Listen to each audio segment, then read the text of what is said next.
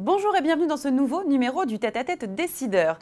Depuis le 25 mai 2018, la nouvelle réglementation européenne sur la protection des données à caractère personnel, RGPD, a permis la mise en place d'un cadre précis de sécurisation des données. Il est important de sécuriser ces dernières car les hackers sont de plus en plus performants.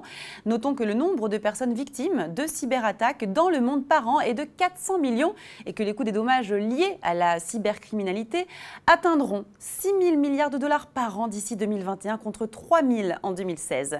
Selon IDG News Service, il est donc nécessaire de faire quelque chose et en ce sens, des fintechs se créent sur le marché. Quel est le rôle de ces fintechs ? Comment sécurisent-elles nos données? Quels sont les enjeux? Pour nous en dire plus sur les fintechs et la cybersécurisation des données, j'accueille Georges Tellez, CEO et fondateur de la société QualiCloud. Bonjour Georges. Oui, bonjour. Merci beaucoup d'être présent pour nous parler de cette cybercriminalité qui est vraiment un fléau aujourd'hui dans notre monde actuel, dans notre économie actuelle. Et on a des fintechs qui apparaissent en ce sens. Alors, pouvez-vous nous définir ce qu'est une fintech et quel est le rôle précis de ces dernières entreprises? Bon, une fintech, c'est tout simplement une nouvelle entreprise de la nouvelle économie, c'est une start-up qui utilise des nouvelles technologies pour remplacer les banques, les compagnies d'assurance en général. Donc, il existe plusieurs types de fintech. Donc, les fintech qui travaillent en B2C, en B2B. Par exemple, on parle des néobanques. Les néobanques, c'est ce qui nous permet de faire des transactions beaucoup plus rapides, d'envoyer de l'argent d'un pays à l'autre sans tout ce temps qu'on perd avec les banques classiques et surtout avoir des transactions qui sont à coût moins cher. Oui. D'accord. Il y a aussi un autre type des nouvelles problématiques qui existent avec ces nouvelles fintech. Il y a la nouvelle réglementation, justement parce qu'il y a de plus en plus de hackers partout. Et ces hackers, il faut quand même se protéger de ces hackers. Donc, il y a un nouvel type de fintech, ce qu'on appelle la RegTech, dans lesquelles il faut être conforme à toutes ces quantités de règles.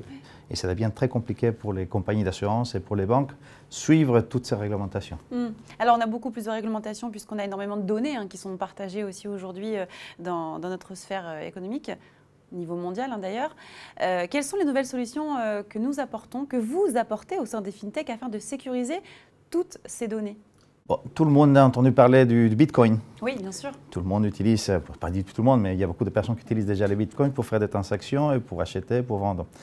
Et nous, on utilise la technologie qu'utilisent les Bitcoins, c'est-à-dire les blockchains. Les blockchains permettent de réaliser des transactions de bout en bout et chiffrer ces transactions. Et ce qui nous permet, dans notre cas, de pouvoir assurer et pouvoir créer des écosystèmes très complexes dans lesquels on peut envoyer de l'argent, créer des transactions et surtout sécuriser les données des personnes. Alors, comment on monétise aussi ces données? Parce que c'est vraiment là l'importance pour les personnes qui utilisent ces systèmes et à qui cela s'adresse exactement? Bon, ça, c'est un gros problème parce qu'on part des RGPD et de l'autre côté, on veut monétiser les données de la personne.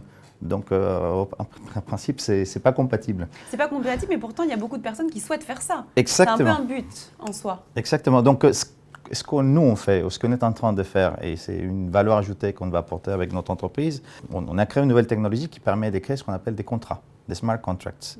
Mais dans ces smart contracts, on ajoute quelque chose qui s'appelle la privacy, la gestion de la vie privée.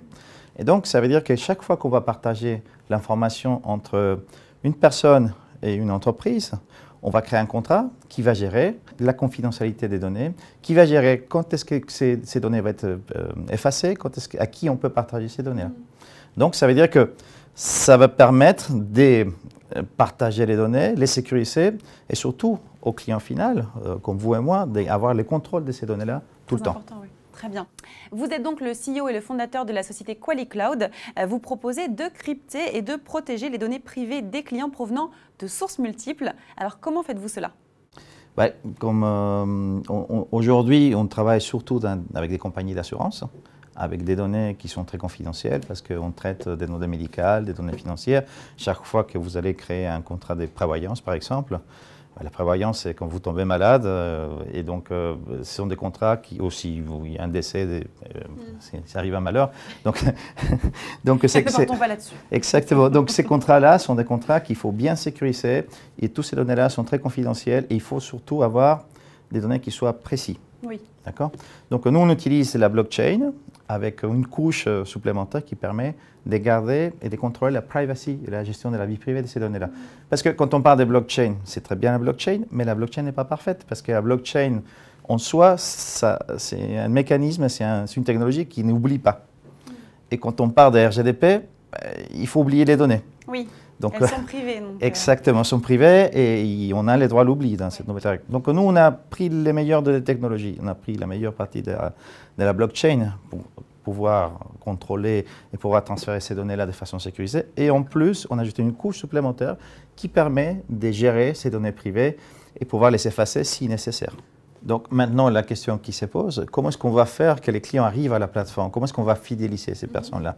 Bon, une façon de le faire, c'est très simple. Vu qu'on a toute une infrastructure basée sur la blockchain, on va créer une crypto-monnaie. Et cette crypto-monnaie va permettre aux gens qui vont utiliser ce système de fidélisation à chaque partage, au lieu de donner des bons en papier comme on le fait au supermarché, on va les donner quelque chose qui est beaucoup plus évolué, qu'on peut changer partout, qui est la crypto-monnaie. Très bien. Et avez-vous des projets, des ambitions? Oui, bien évidemment, sinon on ne serait pas dans une start-up. Donc notre idée, c'est qu'aujourd'hui, quand on regarde, il y a un problème entre la connectivité, entre les échanges des données entre différentes entités. Si vous voulez récupérer vos données de Facebook ou d'une banque et après les récupérer ces données-là et les réutiliser, aujourd'hui c'est très compliqué. Oui, c'est un processus multiple extrêmement complexe. Extrêmement complexe, il n'y a pas de standards. Ouais. Si vous voulez utiliser ou envoyer vos données pour créer un contrat avec tout simplement faire une location de voiture, il faut remplir énormément de formulaires et à chaque fois c'est la même donnée qu'il faut transférer, réécrire, etc. Donc nous on a créé avec notre plateforme un système qui permet de faire des contrats. C'est une machine à faire des contrats et qui gère en même temps la privacy. C'est-à-dire que d'un côté, par exemple, une compagnie d'assurance peut acheter la solution et partager avec son écosystème, avec l'écosystème de la compagnie d'assurance et automatiquement partager avec, par exemple, une location de voitures et transférer ces données-là et automatiquement signer un contrat sans papier, sans remplir aucun formulaire et totalement sécurisé.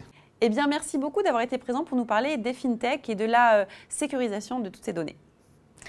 Merci à vous de nous avoir suivis. Je vous donne rendez-vous très prochainement pour un nouveau numéro du Tête-à-Tête décideur sur bfmbusiness.com.